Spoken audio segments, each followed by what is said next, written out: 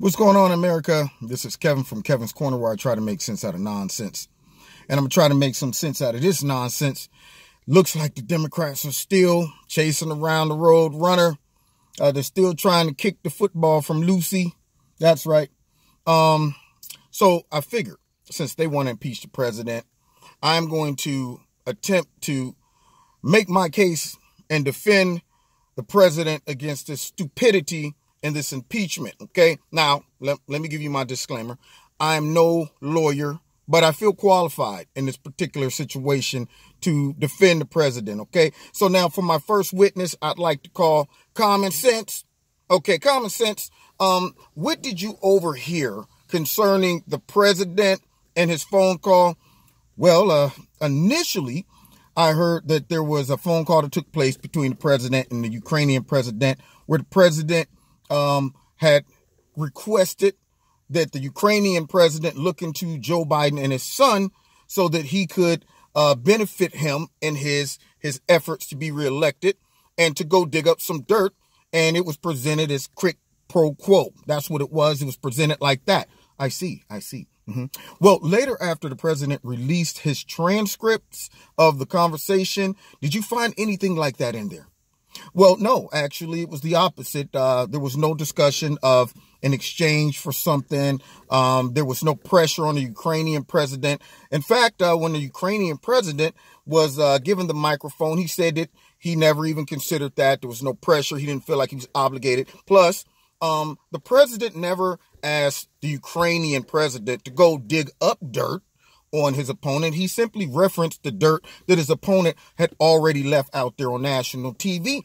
So yeah, and they were talking, it appears, they were talking in the context of corruption. Had nothing to do with an election or an opponent against the president. I mean, I found nothing wrong with the phone call. Thank you. Okay. So, moving forward, are you aware of a man named Adam Schiff? Well, yes, I mean, I've seen him on TV. His neck's really, really skinny. That guy? Yes, that's the guy I'm talking about. Okay. Well, Adam Schiff said that he hadn't talked to the so-called whistleblower who decided to turn in the information to Adam Schiff. But then later on, we found out that Adam Schiff did. Do you find anything wrong with that? Well, yes, it doesn't make any sense to me because as common sense, I like to look at things practically. First of all, it would appear that Adam Schiff lied, which that's a problem in itself. But it also would appear that Adam Schiff has a motive to get rid of the president. So therefore, a guy like that who lied and also have been for the last 2.5 years saying that he should be impeached, he's a crook, he's a criminal, he's a Russian agent.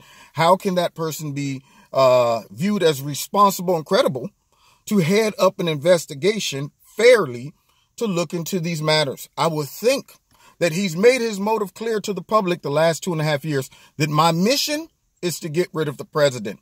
So, I mean, that was just some common sense things running through my mind since I am common sense. I see. Common sense, you make a lot of sense. I see. And furthermore, have you heard about Adam Schiff and some of his dealings with foreign leaders trying to get dirt on his opponents? Oh, yes, that was another thing that I heard of, which kind of blows my mind. Because I hear Adam Schiff go on and he's on TV and he makes up this whole fabrication of the conversation that took place between the president, which didn't take place. He embellished quite a bit. But not only that, he seems to take the high road, the moral high road, talking about how bad it is to try to get dirt on your political opponent from a foreign entity. And he says we can't have that because it's an attack on the democracy and all of that stuff. But as common sense, I can't understand how he could justify that and be over this committee when it was only, 2 years ago when he took phone calls from what he believed to be Russians giving dirt on his political opponent, Donald Trump. So I can't make sense out of it. But, I'm common sense, so I can't even understand nonsense. I see. You make some very good points, common sense. You make some excellent points. Now, last thing, the motive of the Democratic Party and their whole claim that Donald Trump decided to reach out to the Ukrainian president in efforts to destroy his political opponent. And you can't do that. You can't reach out to a foreign entity to get that dirt. But yet, what do you think about the letters that we recently received where 3 powerful congressmen wrote the Ukrainian government several years ago demanding that they go along with the U.S. in investigating Donald Trump, who had no evidence of Russian interference, and then threatened them of withholding funds? Well, as common sense, I see that purely as hypocritical and also as nothing more than a political hit job and another witch hunt in effort to get rid of the president. So it's common sense. I see this just like it is. It is an attempt from the Democratic Party to underscore and undermine a duly elected president who beat them fair and square, and they have no idea how to beat this man coming in 2020. So now they've concoctioned this whole impeachment thing, and they're trying to push it out there through their buddies in the media to try to destroy the president, if not impeach him, but at least destroy his credibility or his reputation moving into 2020. I see. And as common sense, what do you think the outcome of this is going to be?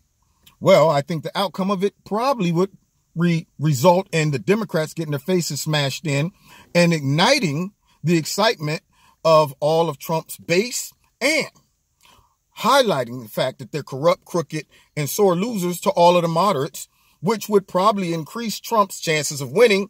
And so I think really it's going to backfire on them, and they're going to end up getting a whole bunch of dirt dumped right on top of their head. That's what I think is probably going to happen. I see. You make a lot of sense, common sense. Thank you. No more witnesses, no more questions. Thank you for coming, common sense. No problem. I'm always here for you guys that want to listen. Anyway, that's my whole defense of the president. I have no more witnesses, and that's exactly what I think is going to happen coming up into 2020 and moving forward. Their whole argument is starting to unravel like a big ball of yarn. Just pull it and it's unraveling. And I get to sit back and look at this mess and see them try to continue to juggle and tape and paste it all together and jerry rig it out there with duct tape, trying to tape up the narrative right now. That's what they're doing. Anyway, you've been listening to Kevin and Kevin's Corner. I just defended the president in under 7 minutes and 30 seconds. I mean, I don't see what the problem is. I don't see why this is even that hard, why it's controversial, why the media is trying to blow it up and make it seem like this is an existential threat. We've hit an all-time low when it comes down to America and all that stuff. That right there is garbage. So we're going to see as time comes on. I'm waiting for the report, Inspector General's report, to come out, man. Woo-wee!